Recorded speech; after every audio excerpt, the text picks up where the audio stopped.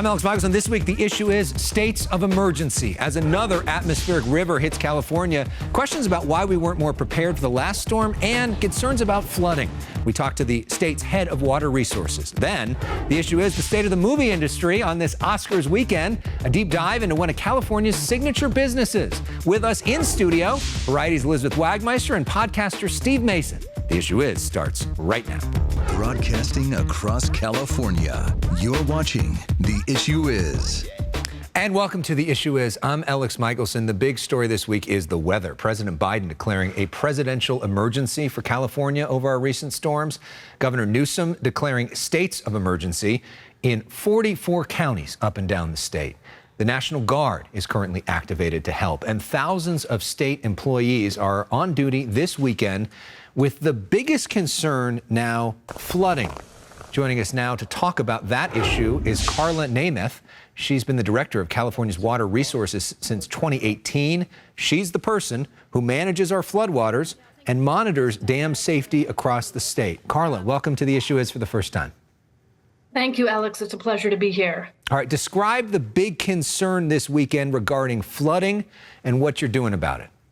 What we're watching is the size of the snowpack that we have in California, which is truly extraordinary. And the notion of more precipitation coming onto that large snowpack. Yeah, because essentially the last big storm we had was really, really cold. So there's all this snow. And this storm, a little warmer. So what was snow before is now rain. You got rain on top of snow, right? And that leads to potential flooding. So what happens in those areas in the mountain where the storm drains may be clogged right now with snow? For the really high elevations in the Central Sierra, ultimately that snow can absorb that precipitation. That snow gets heavier, but down in the foothills in the 4,000 to 6,000 foot range, if it's not freezing and it's coming down as snow, we will start to see snow melt. That's adding to that runoff into rivers, and that combined with the precipitation can make for some very hazardous conditions. You know, one of the big stories this week, on Friday, you all started releasing water in the Oroville Dam for the first time since 2019. That's right. So Oroville is the State Water Project's biggest reservoir, and it's north of Sacramento in the Feather River. And what we've done is we've started to ramp up the release of water from Lake Oroville using our flood control spillway to make sure that we are maintaining a safe space in that reservoir for flood control. You know, for so many years now, we've been hearing drought, drought, drought, save every drop. We need the rain. We need the rain. Where does all of that water go? Is that essentially just go out to the ocean? No. So one, I would say still save every drop. Maybe we can change our script and say we need all that rain, because it is feeling like this is a lot to deal with, and there's going to be a lot to deal with as the springtime progresses, because all of that snow is going to melt and it's going to need to go somewhere. But how we capture that is crucial, and there's a couple of ways we do that. We are moving the water into San Luis Reservoir, which is a big state and federal facility just to the east of Silicon Valley, and that feeds significant parts of California. About 27 million Californians rely on that for some part of their water supply. So as that reservoir gets full, we send even more of these storm event water down the California aqueduct. It helps in Southern California fill that Diamond Valley Lake, which is a very large storage facility. But the second thing that we do is we take that flood water and we use it to recharge our depleted groundwater basins. Groundwater basins hold 10 times as much as our surface water reservoirs do in California, and they are generally tend to be the last part of our water system that rebounds after drought. So, like, what percentage of all the water that we have coming down now is actually saved or reclaimed, and how much of it just goes away? We save, a small fraction of it, potentially in the neighborhood of 10 to 20%.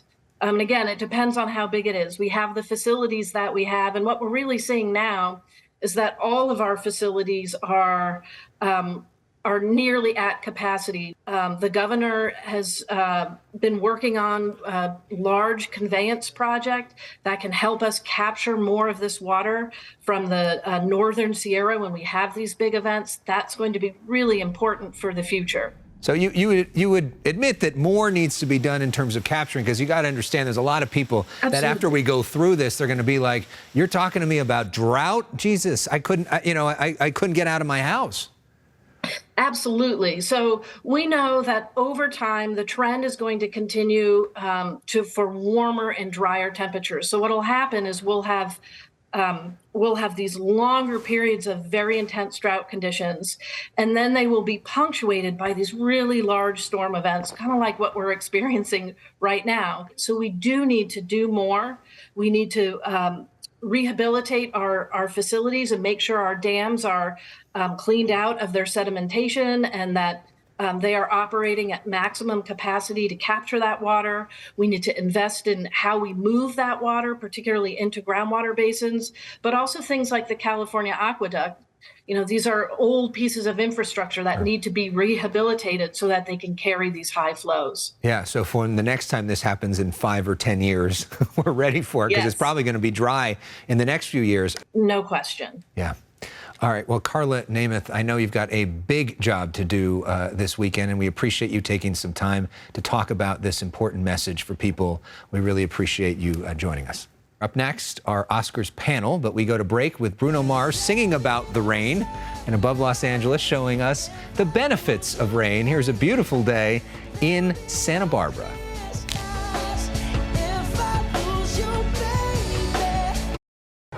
With all due respect, sir, I'm not a teacher. I just want to manage expectations. Steven Spielberg famously told Tom Cruise recently that he saved movies and theatrical distribution with Top Gun Maverick, which has made $1.5 billion this year. But this week, the National Theater owners said that we lost more than 2,000 movie screens since the start of the pandemic in America. We've actually seen some growth overseas. So on this Oscar week, let's talk about the state of one of California's signature industries, entertainment. We've got two of my favorite people back to do just that. Elizabeth Wagmeister is the chief correspondent at Variety, host of PBS's Actors on Actors, and an Oscars red carpet host for ABC this weekend. Congrats on that.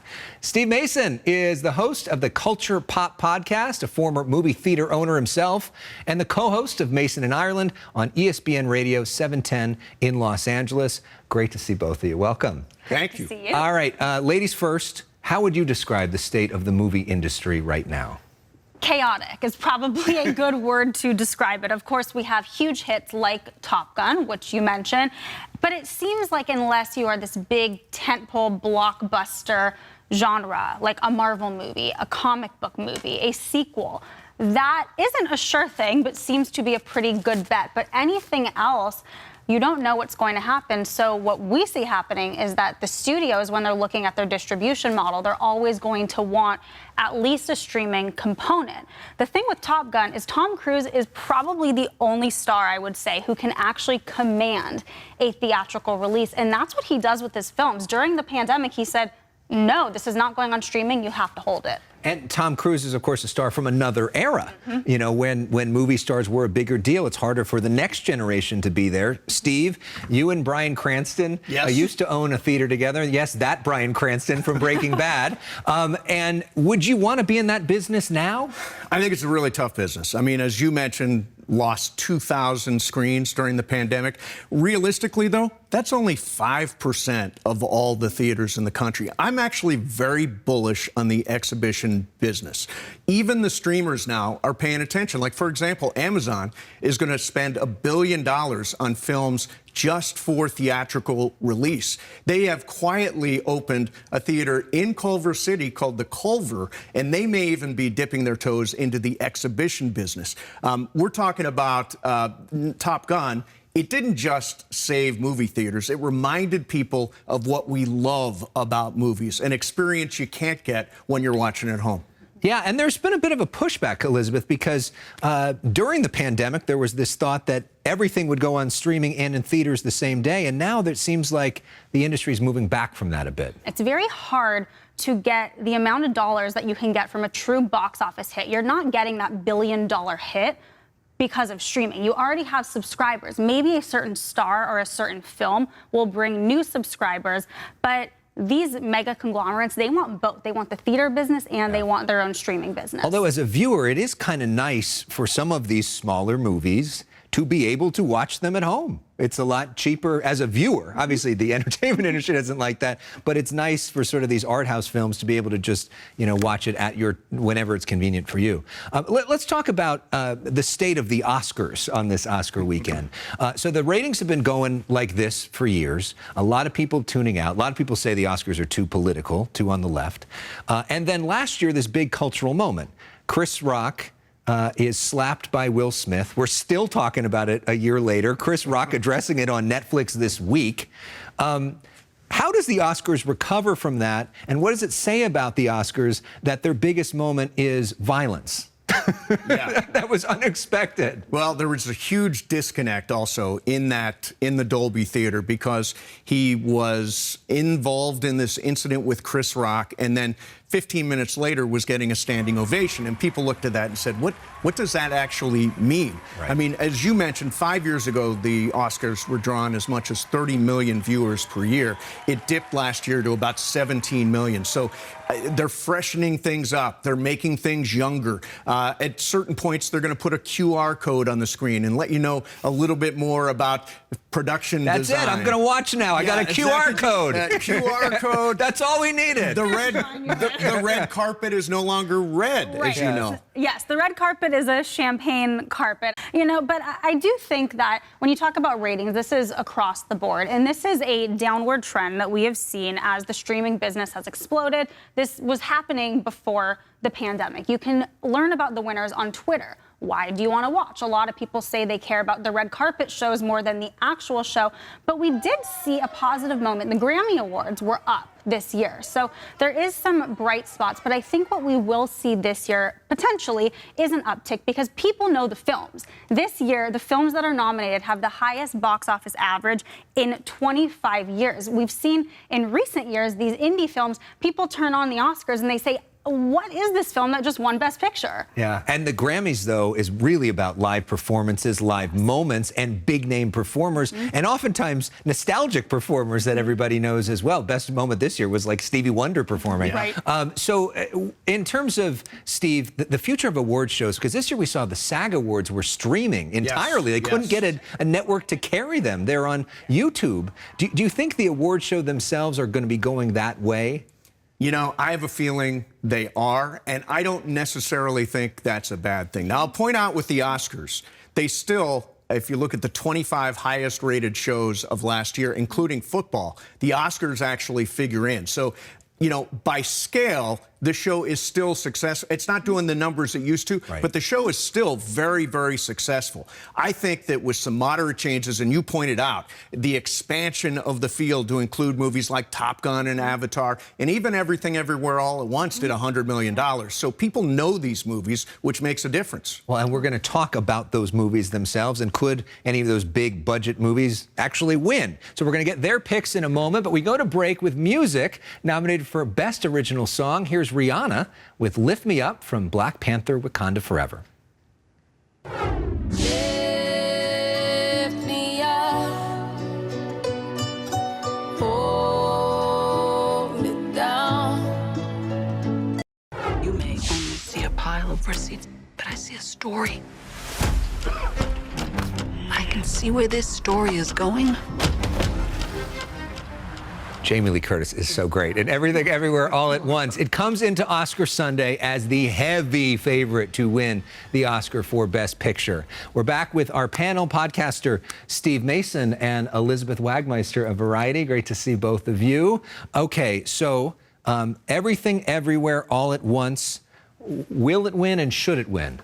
It will win, and it is my favorite movie of the year. I think it is just an extraordinary, audacious, crazy, mother-daughter story that I've never seen before. It's really hard to come up with a movie where you walk out and say, I've never seen anything like that. Right. And that's the case with Everything Everywhere. It is the most creative movie of the year. Elizabeth? Absolutely. I do think it will win, and I do think it should win. And I agree with Steve that it's very hard to get a new idea. The big films at the box office are sequels, they're Marvel movies, and this is a fresh idea. It crossed $100 million. It was the first film to cross that number for A24, which is an indie studio. So it's really great to see not new directors, but first-time directors being nominated, relatively fresh compared to a James Cameron or a Steven Spielberg. Sure. And then seeing these great performances and this wacky, crazy idea. Okay, I'm going to take a different view. Okay. I thought the movie was really good, a little weird, hard to follow, but cool. But to me, the best movie of the year, the one that I enjoyed the most, the one that everybody enjoyed the most, was Top Gun Maverick. It's the movie that brought everybody back into theaters. That was the most fun that I've had in theaters in years, and I know I'm not alone. And why is that not recognized? I know it's a sequel and there's a lot of similarities to it, and maybe it's not the most creative thing, but it was the most fun, best movie going experience. And I think if that won Best Picture, the Oscars would be better at bringing in the crowds of people that actually like to watch movies. Now, I cannot disagree with anything you said because I loved Top Gun Maverick. I was actually at the world premiere at the Cannes Film Festival. And I remember walking out and I said, this is going to cross $1 billion and it's being nominated at the Oscars. And some of my coworkers looked at me like I was crazy because it's Top Gun and it's not an Oscar movie, whatever that means. But I think the definition of an Oscar movie is changing. And now we are seeing that these popular films that people know, that people love, are being nominated. This sounds cheesy, but that in itself kind of is the win at this stage of the Oscars. I know, it's one thing to be nominated. People say it's an honor to be nominated. It's a lot better to win. I can't It would disagree. mean, you know what I mean? But let's talk about who's actually going to win in terms of Best Actor, Best Actress, two of probably the most interesting races. So for Best Actor, probably either going to be Brendan Fraser from The Whale or Austin Butler from Elvis. Two great performances, very different performances. Who do you think will win? Who should win? So I am putting my money on Brendan Fraser, but I have to tell you that every hour my thought is changing because I think it's that neck and neck. And I think either one of them absolutely deserves to win. Very different performances, but the similarity here is they're both transformations, and Oscar voters love a transformation. You look at Austin Butler, he became Elvis. Well, still is. Still is. Yes, Yeah, he never stopped being Elvis. Still talking in the Still- voice. still talking in the accent, I mean, yeah. I guess the role's continuing, right? But here's the thing. Austin Butler, he has a whole career ahead of him. He can be nominated again. For Brendan Fraser, this really seems like a comeback that everybody is so excited about. He is the sweetest man, I have to tell you. I have interviewed him. I would be happy for all of them, but I would be so happy for him if he won. Best Actor? Brendan Fraser, slight favorite. I will go with Austin Butler for the win. I think there's something, they're introducing Elvis to a new generation. Baz Luhrmann has a vision that nobody else really has. His performance is amazing. He captures who Elvis was.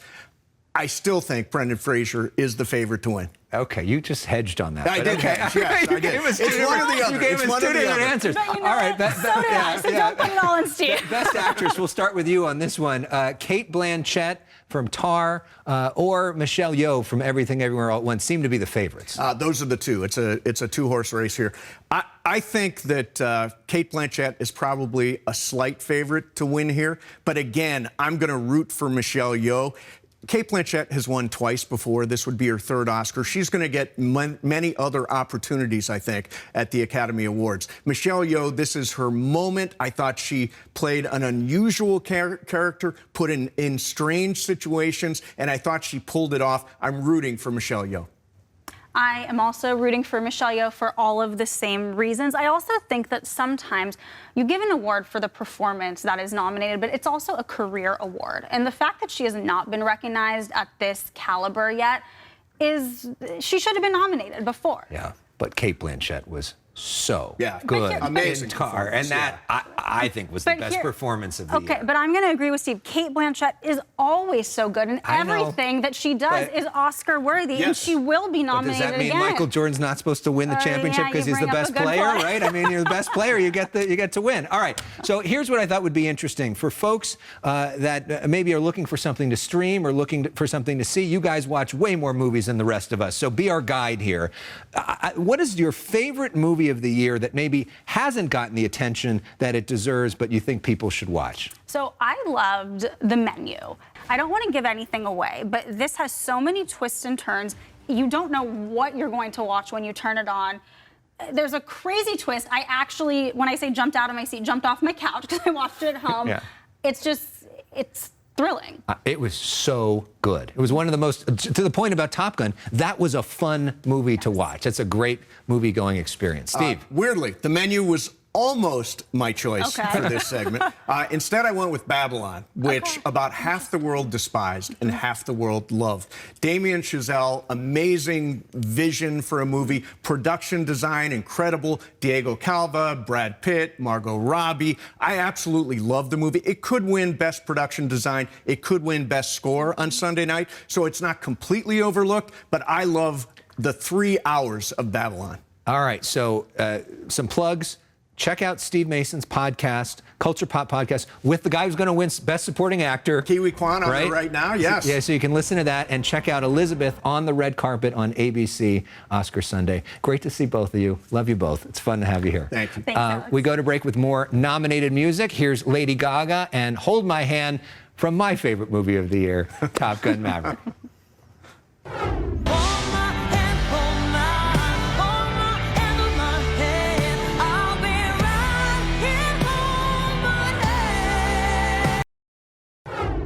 We encourage you to search for The Issue Is wherever you stream podcasts for bonus interview content every week. Next week, we take our show on the road to visit TMZ for an in-depth conversation with Harvey Levin about his new, very newsworthy documentary.